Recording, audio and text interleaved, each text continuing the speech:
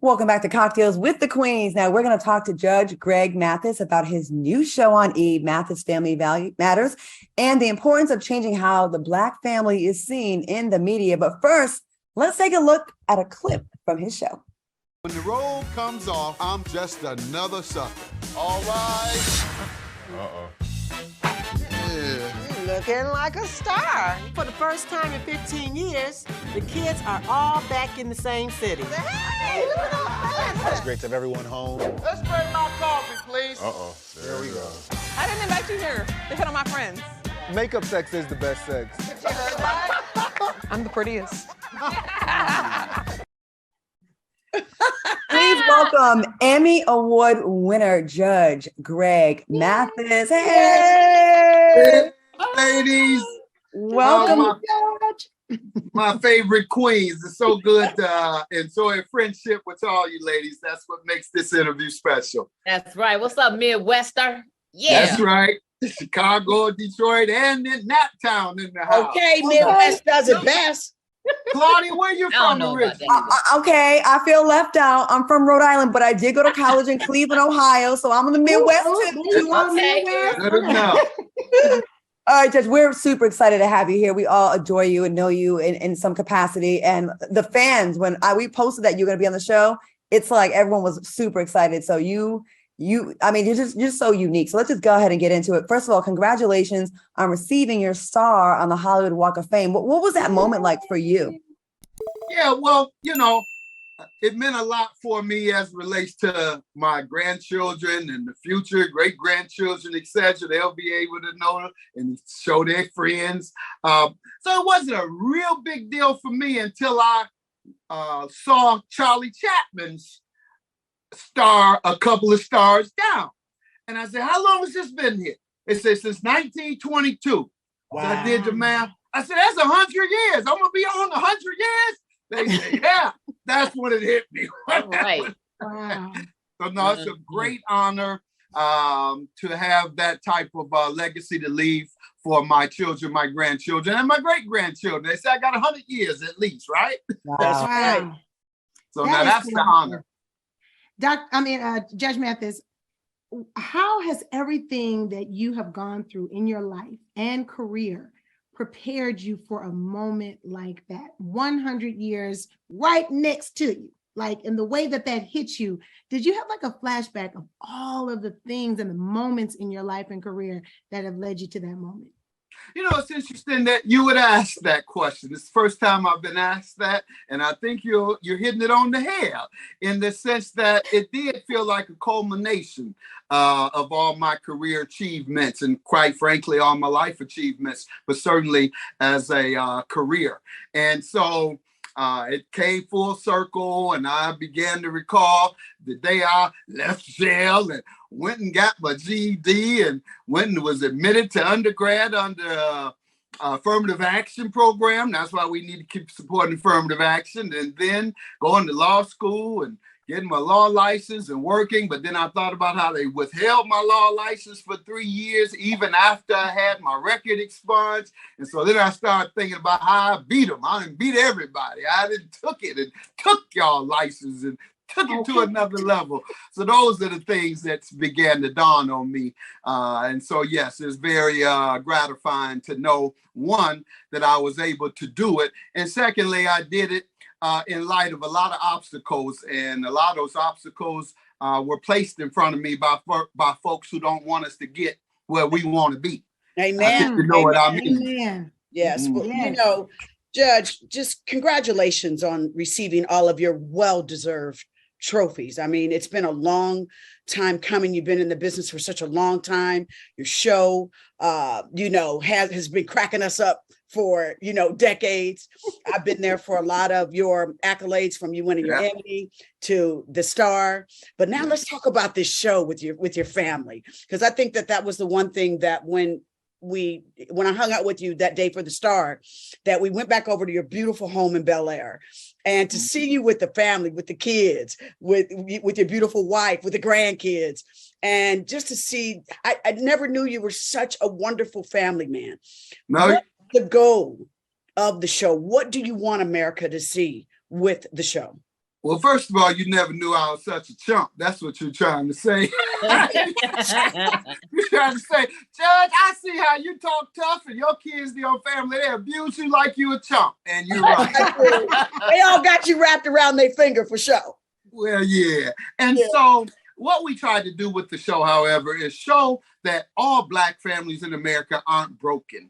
And we want to make sure that most of America and all of America, quite frankly, understands that, yes, our communities have more obstacles, our families have more obstacles than most of the general population because we've had more oppression than most of the general population and trauma, hundreds of years worth. And the legacy continues and the vestiges of that continues. So, yes, we might have a disproportionate amount of broken families. However, we want to make sure that they see that when you're given opportunity, when a Black man is able to overcome his obstacles, go to school, educate himself, choose a woman who is also preparing herself for success and to prepare a family. We want them to see that. We want them to see a Black family of professionals. But also we want to show our folks that even though you're professional and you may gain all this opportunity, what you must understand is that obstacles will always be there.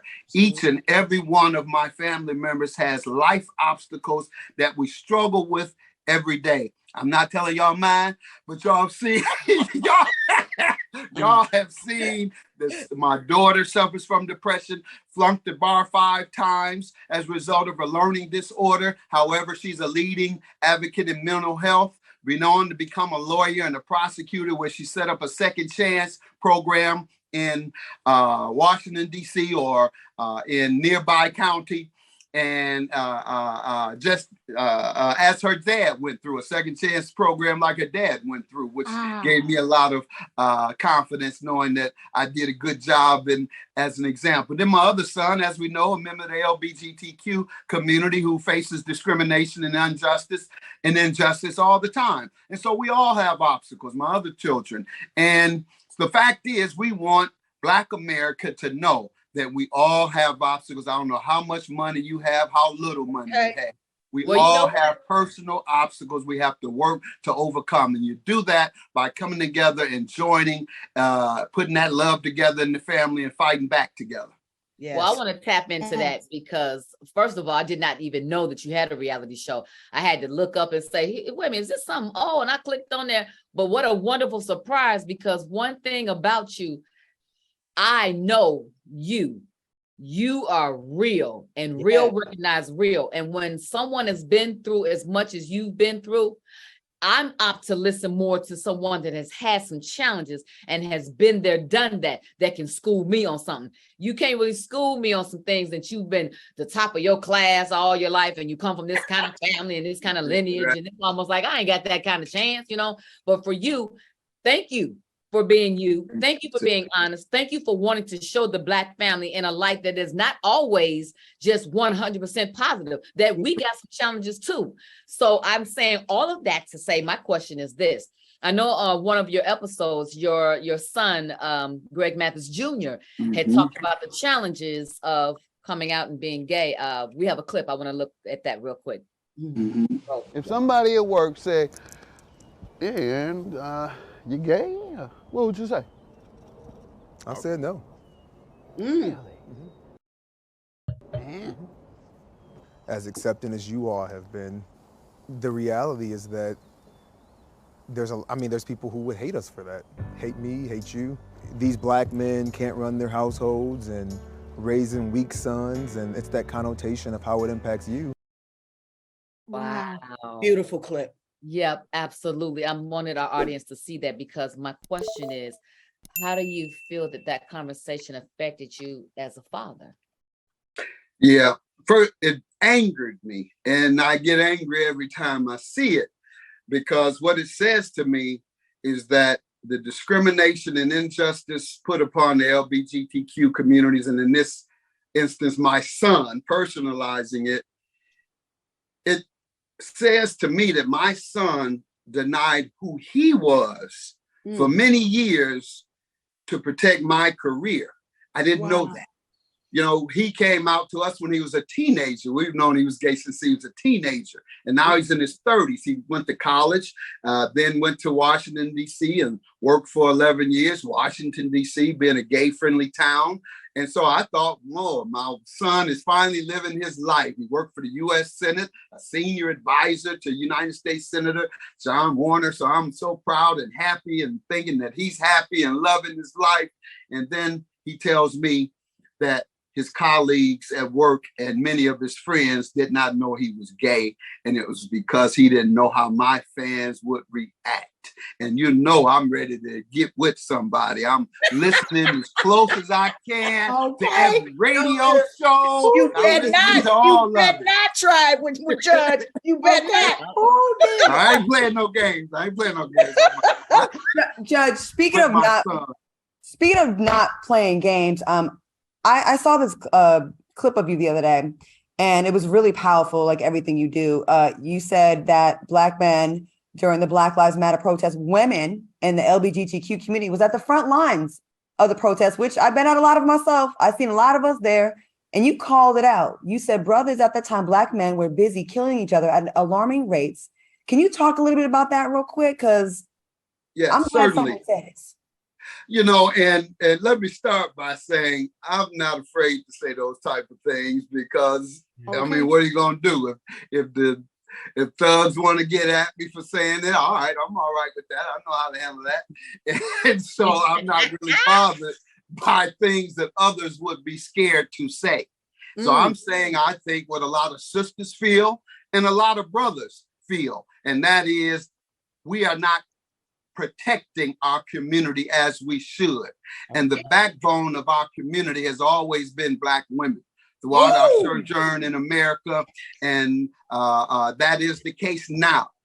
You raise our children. You have to serve your husband or your man at the same time. Many of our sisters are working 2 jobs, going to school at the same time, raising the children by themselves, and fighting back against injustice. And here we are, many of our brothers, we out here playing tough, killing each other, fratricide within our own community, fighting against the wrong enemy. And so the real enemy is injustice. The real enemy is those who are trying to hold you back and those who are stepping on your foot and shooting you in the back, stepping on your neck and shooting you in the back. That's Black men.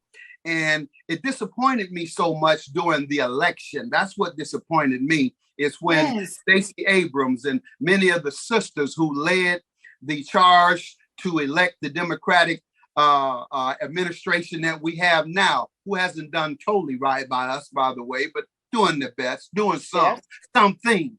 And so brothers were missing, though. You had Stacey Abrams registering voters. Then came the voting rights bill. We saw mobilization of sisters pressuring Congress in the U.S. Senate. Then even the George Floyd Policing Act, which was up at the U.S. Senate, and we needed help and we needed someone to fight for. It was all sisters. They're not stepping on the sisters' necks. They're stepping on our necks, brothers. They're not shooting the sisters as much. They're shooting us. And you all have them fighting our battles. We have y'all fighting our battles.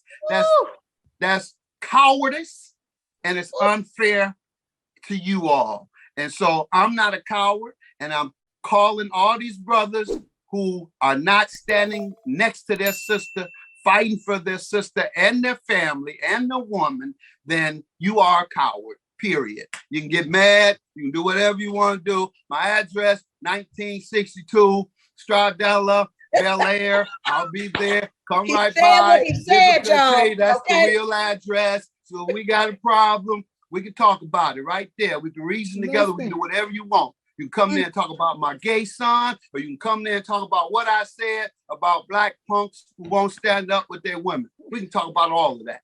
I'm sorry, y'all got me on a whole different mindset.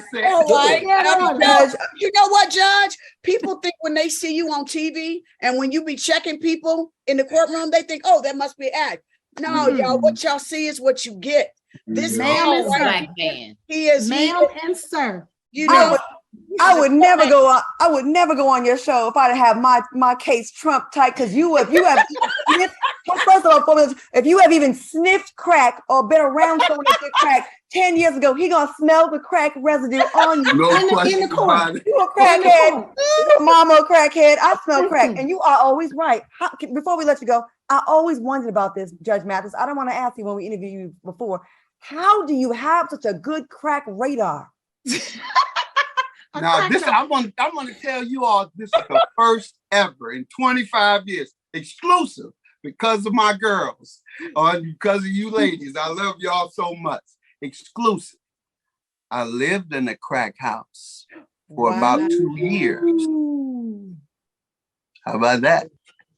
Was it with your parents or because of you? Exclusive. See, y'all joking up. Wait, let him tell us. No, but honestly, the first 2 years of undergrad, I didn't have a place to stay. My mom died when I was a kid or a teenager, never had a father.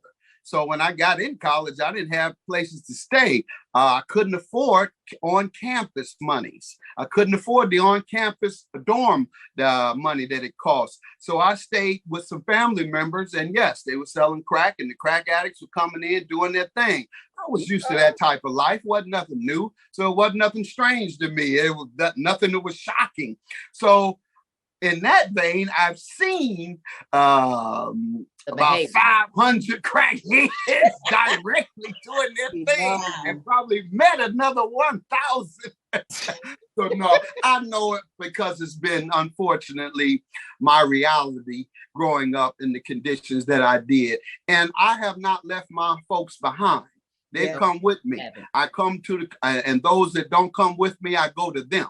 We have a 10,000 square foot community center in Detroit, the Mathis Community Center. We serve ex-offenders, many of which are my friends who've done 20 and 30 years and now coming home. We help with NA, Narcotic Anonymous meetings twice a day. Many of them are my friends from the past. And so I'm still in the trenches with the folks who are suffering under poverty and discrimination and racism. And so I still see it because I'm still there. Well, Judge Mathis, we could talk to you all day. Before we let you go, I just want to say congratulations. You are also in production on the 24th season of your court show, Judge Mathis. You are the Hey man, put the pipe down. Put that pipe down. Oh my goodness. So I want to give you everywhere we go. I'm sorry. What is going on? You got a new show too, don't you? You have a new show? For the reality show. A&E. That's why I'm here now. Live. Court Night Live comes on Wednesday at 9 p.m. live every Wednesday. A&E Network. Judge Mathis.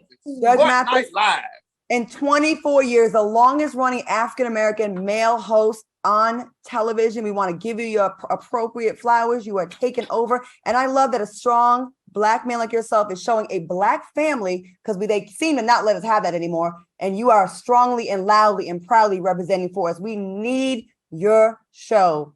Thank you so much, Judge Mathis. We appreciate you, King. Love y'all. Hope to see y'all soon. No doubt. We're going to have you come back, and I'm going to send anybody I'm dating through you so you can sniff them out and see if there's any crack residue on them. Right, I know. Thank you, y'all Judge. keep that exclusive. I gave y'all an exclusive now. Producers on it. Oh, that's going to be clipped right now. We love you, Judge. Family our love. All right. Family our love. I will. Love y'all. Make sure you check out all Judge Mathis's shows. He's basically on every channel right now, and support this brother. He's doing positive things. We'll be right back after this break.